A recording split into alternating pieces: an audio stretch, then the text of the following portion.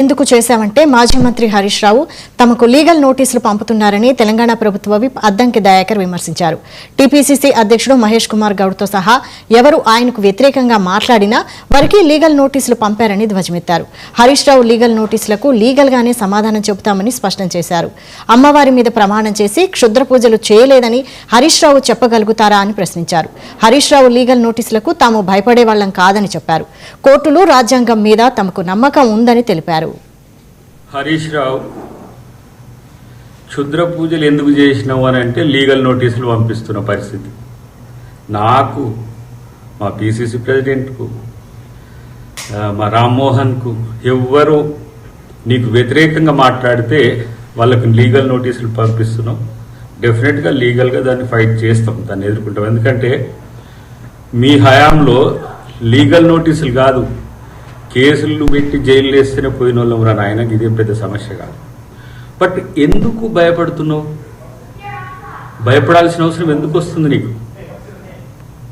ఆలోచించుకో.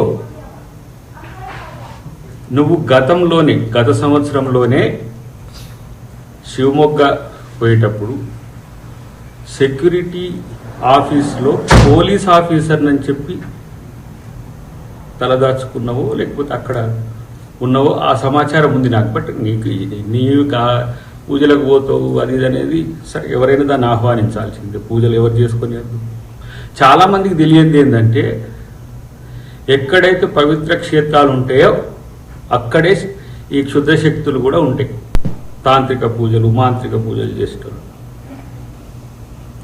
ఇలా రెండోసారి నువ్వు ఆ పూజలు చేస్తున్నవని మా దృష్టికి వస్తేనే దాన్ని ఇలా బహిర్గతం చేసిన పరిస్థితి. దానికి ఉలిక్కి పడుతున్నావు. నేను అంటున్నా, ఇలా కాళీ దగ్గరికి పోయినావు, అమ్మవారికి దగ్గరికి పోయినావు కదా, అమ్మ మీద ప్రమాణం చేసి నేను అక్కడ ఏ పూజలు చేయలేదని నువ్వు ప్రకటిస్తావా? సారిగా దేనికైనా సిద్ధమే. హరీష్ రావు క్షుద్ర పూజలు ఎందుకు చేసినావు అని అంటే